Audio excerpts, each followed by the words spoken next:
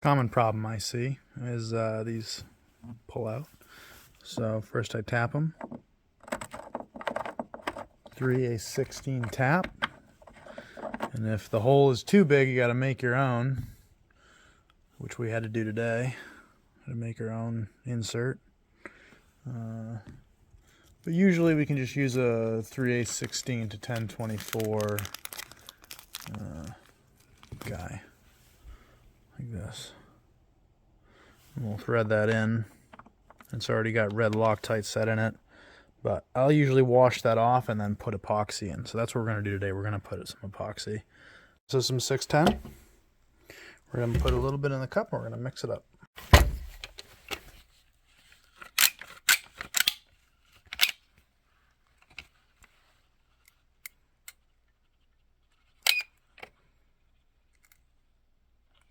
So after it's mixed up real good, you just need a little bit on the threads. Not much at all, just a little bit. Got a thin coating of epoxy on the threads.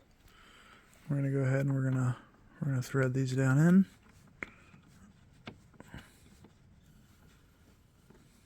So we'll set the depth in there, and then we'll just put a little bit more epoxy around this edge, just so it can't pull out. There it is. We got 2 inserts done.